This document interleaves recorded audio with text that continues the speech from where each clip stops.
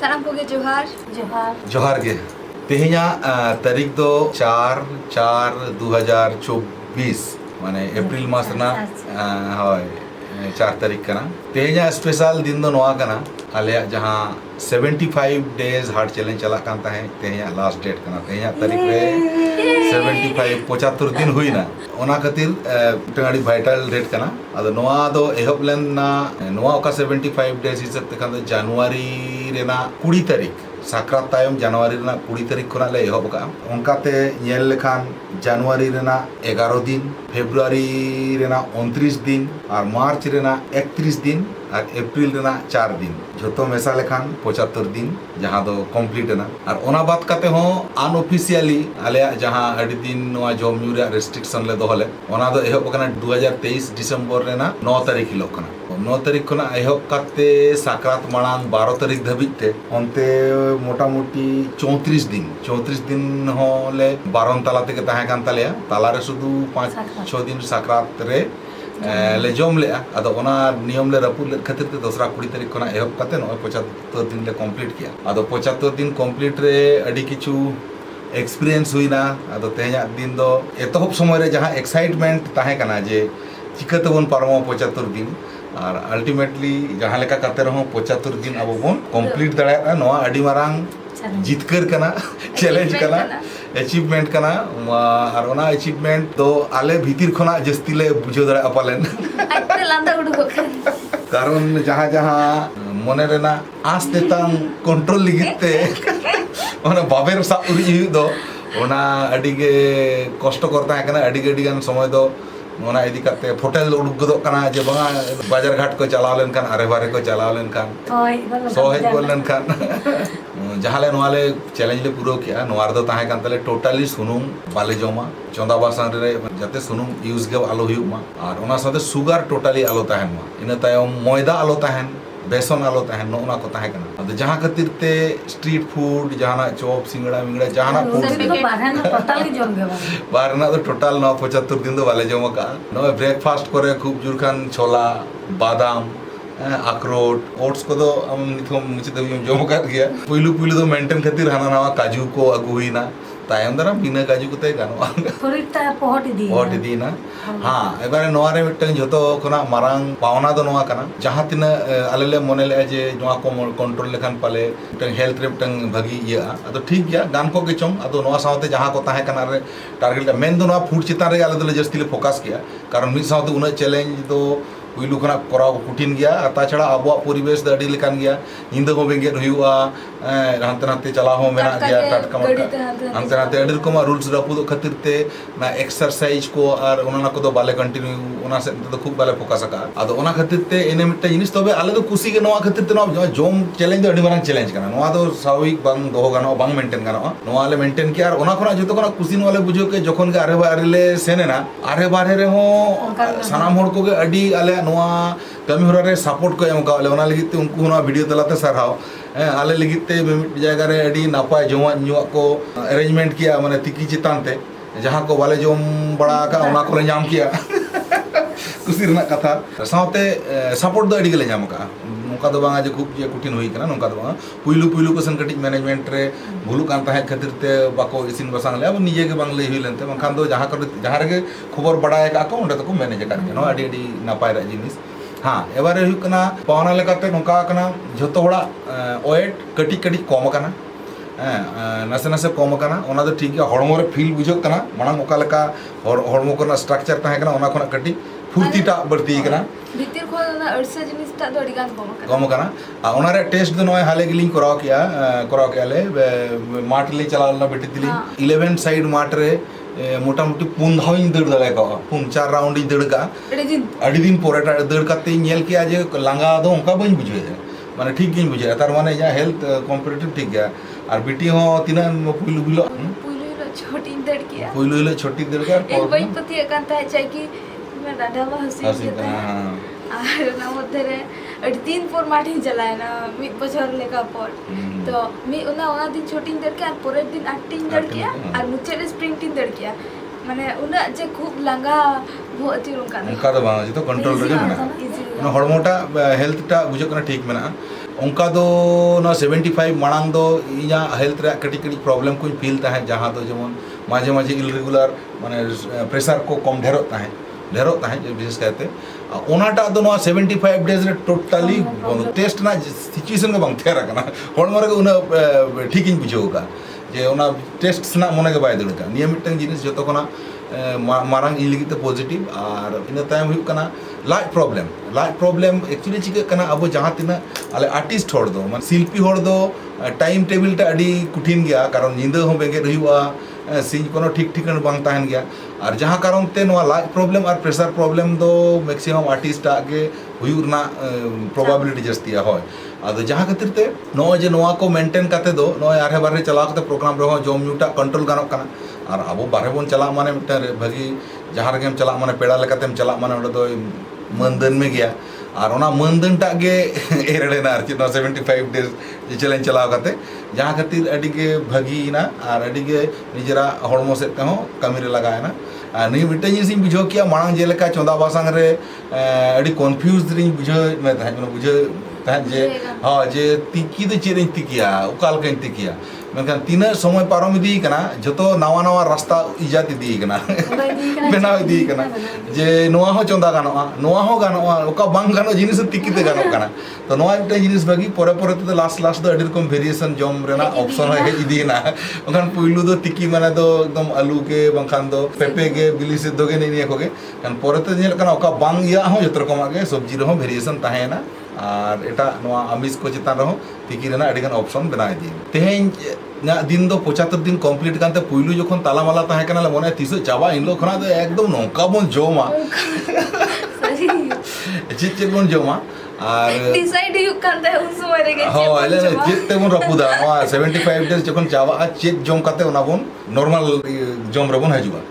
आदो ओना को प्लान ताहेन का नितो तेहें गपा भीतर नोकान ना से भीड़ भाड़ जो हो ओक्तो पड़ाव कना अडी रकम नो गपा मियांग हाते बारेसन प्रोग्राम हो चलाव रेना हो मेना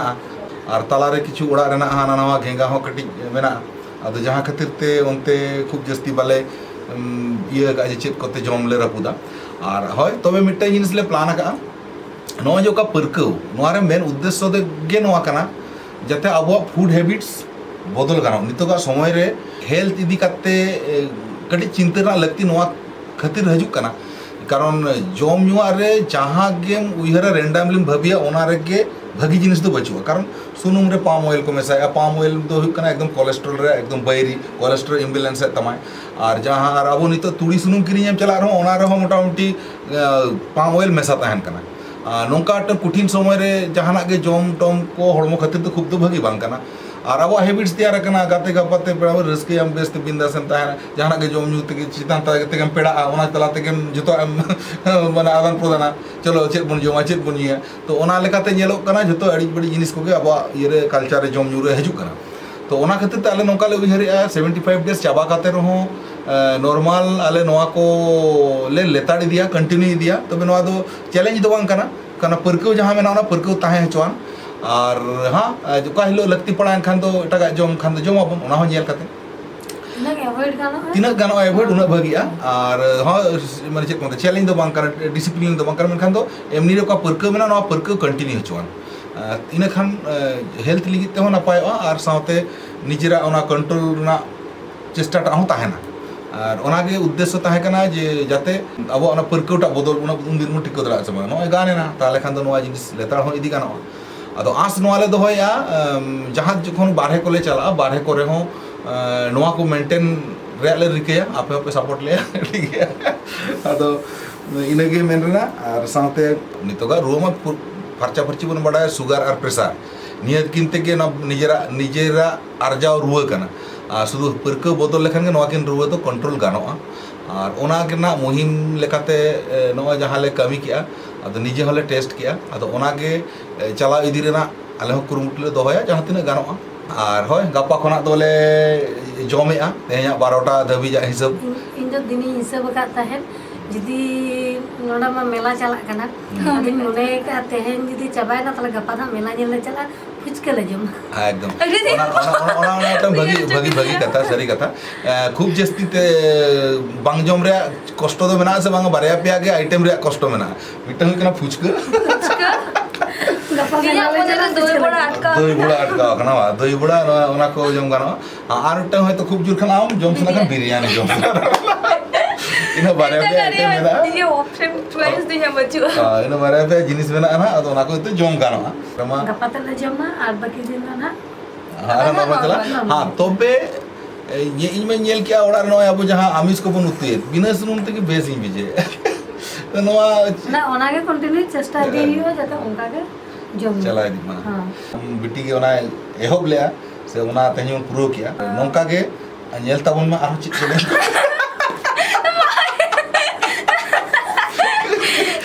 मामा लेके कथा चको लिया लाइक 75 डेज पे करा गया तो 365 डेज करा पे 365 डेज चुको ले मामा माने 365 माने पूरे में बचो रे बांगा ठीक है माजे माजे उनका दरकार करना माजे अच्छा नवा ये इदी कते अबिना चेत comment cold drinks cold drinks या मोने कोन अचो kana इन्या मने कोनो अचो kana कोल्ड ड्रिंक्स तो बनु दिया तो जखन खूब गरम बुझे आसे আর ওই সময় লেবুটা নিউস না আর না শুধু বুলুন সালা হবে না যে হালকা হালকা চিনি এমলেন লাগে টেস্ট আইবা বলা সমাদার কি মতা kana দমা গরম বুঝে kana তাহলে নিত সময় উৎকম জানা শরবত নাম का डी चर बुझे ना बड़ा का थम्स अप एडिस ते शुगर तना एडी ते शुगर तना ওনা তো পুরো মনে কোনো अचो तर कैरामेल होता है कैरामेल तहन कना जहां द हड़मरा क्षति करो एबा नोडे चिक कना सासना कंपनी कना को सारा घड़ी को एडवर्टाइज आबोना सासना सेलिब्रिटी आते को एडवर्टाइज आबोना अबोन नेलते स्टाइलिश बन मने थम्स अप न्यू स्टाइलिश चलाव करते हड़मरे जहां बन खतिया ओनाटा गे खेमेन नेल रे जिनिस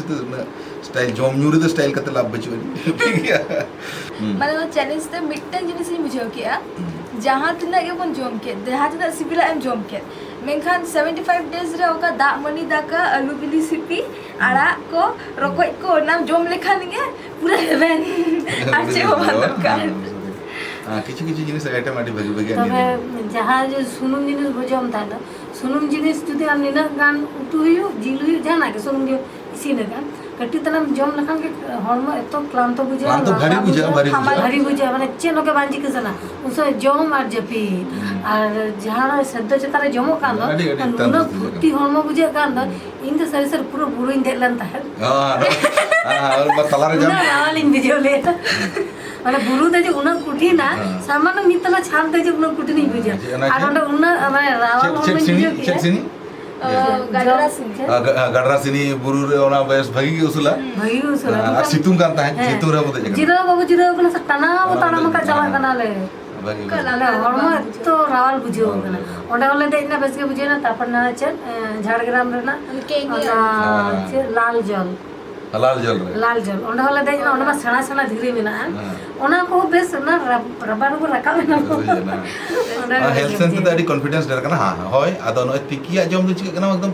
रेंगेज बुझा माने नितो जम के ठीक है टाइम रे रेंगेज बुझा আর যখন সুনুম উতু को जम समय दो रेंगेज के बांग है ना बांग बुझे আর ইন্দো যতক্ষণ অস্বস্তি করিন বুঝে না হরম ভারী বুঝে বাং ছুটু সনা জানা 75 डेज रकम लेके तो रेंगेज बुझा पुइलु पुइलु तलारे खूब रेंगेज बुझाता है और तो हैबिट सीधी ना रेंगेज पर के ना दा एम न्यू लेखान के इन्या तो जतक्षण समस्या ही कना खूब जुदे रेंगेज ᱧᱟᱢ ᱠᱷᱟᱱ ᱵᱚᱦᱚᱜ ᱡᱩᱨᱩᱜ ᱛᱤᱧ ᱛᱟᱦᱮᱸ ᱵᱟᱭ ᱩᱱᱫᱤᱱ ᱡᱚᱠᱷᱚᱱ ᱥᱩᱱᱩᱢ ᱡᱤᱱᱤᱥ ᱵᱩᱡᱷᱟᱹᱣ ᱛᱟᱦᱮᱸ ᱵᱚᱦᱚᱜ ᱡᱩᱨᱩᱜ ᱛᱤᱧ ᱛᱟᱦᱮᱸ ᱟᱨ ᱡᱟᱦᱟᱸ ᱱᱚᱣᱟ ᱛᱤᱠᱤ ᱪᱮᱛᱟᱱ ᱨᱮ ᱡᱚᱢᱚᱜ ᱠᱟᱱᱟ ᱥᱮ ᱵᱚᱦᱚᱜ ᱫᱚ ᱵᱟᱝ ᱡᱩᱨᱩᱜ ᱛᱤᱧᱟ ᱨᱮᱸᱜᱮᱡ ᱞᱮᱠᱷᱟᱱ ᱵᱚᱦᱚᱜ ᱫᱚ ᱡᱩᱨ ᱵᱟᱹᱧ ᱵᱩᱡᱷᱟᱹᱣᱟ ᱟᱨ ᱫᱟᱜ ᱠᱚ ᱧᱩ ᱵᱟᱲᱟ ᱞᱮᱠᱷᱟᱱ ᱜᱮ ᱴᱷᱤᱠ ᱛᱟᱨᱯᱚᱨᱮ ᱯᱮᱥᱟᱨ ᱨᱮᱱᱟᱜ ᱠᱳᱱᱳ ᱯᱨᱚᱵᱞᱮᱢ ᱵᱟᱹᱧ ᱵᱩᱡᱷᱟᱹᱣ ᱠᱟᱜᱼᱟ ᱡᱟ ᱡᱮᱢᱚᱱ ᱡᱩᱫᱤ ᱡᱚᱢᱮᱱᱟ ᱥᱩᱱᱩᱢ ᱪᱮᱛᱟᱱ ᱨᱮ ᱤᱥᱤᱱ ᱵᱟᱥᱟᱝᱟ ताले खान दो प्रेशर को अडी लो कान दी लो प्रेशर लो कान दी आ ने जिका उनो कम मापिन जम ए दाका को किनबा जहाना को जमो कान रहो खान लो प्रेशर ता बाय भुगु करी मोटा के होइना प्रेशर तो लो गे ने जिका तो बाय भुगन दी गदिना तो नो नोंका ठीक गया अडी गडी खुइना अच्छा मा ताले खान दो आदो तेजा वीडियो दो नोडे को मुचे दिया सनाम को मुचे रे जोहार।